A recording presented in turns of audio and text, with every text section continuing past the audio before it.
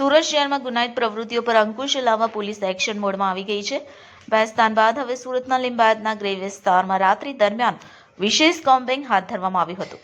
પીએસઆઈના નેતૃત્વ હેઠળ અલગ અલગ ટીમો બનાવવામાં આવી હતી। આ ટીમોએ ફિઝિકલ વાયોલન્સ અને અન્ય ગુનાઓમાં સંકળાયેલા આરોપીઓના ઘરો પર સીધી કાર્યવાહી હાથ ધરી હતી।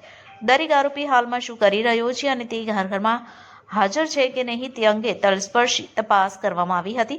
આ ઓપરેશનમાં સૌથી વધુ પોલીસ કર્મીઓ સામેલ થયા હતા। 2 કલાકમાં 7 કેસ અને 112 વાહનોનું નિરીક્ષણ કર્યું હતું।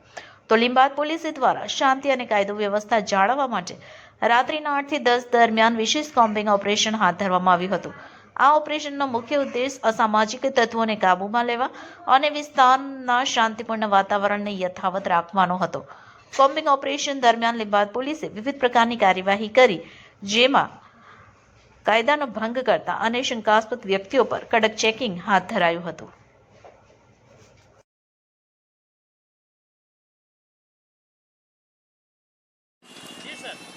अभी हमने लिंबायत पुलिस स्टेशन विस्तार में फिजिकल वायलेंस के जो क्राइम है उसके ऊपर नियंत्रण रखने के लिए एक स्पेशल कॉम्बिंग का आयोजन किया है। इस स्पेशल कॉम्बिंग में हमने अलग अलग 4 टीमें बनाई हैं। इन 4 टीमों का नेतृत्व सब इंस्पेक्टर कक्षा के अधिकारी कर रहे हैं।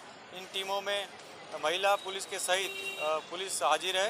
हम इन टीमों को अलग अलग लिस्ट दिया गया है, जिनमें 2024 में जिन्हीं आरोपियों ने फिजिकल वायलेंस के क्राइम किए हैं उनके घर जाकर चेक करेंगे।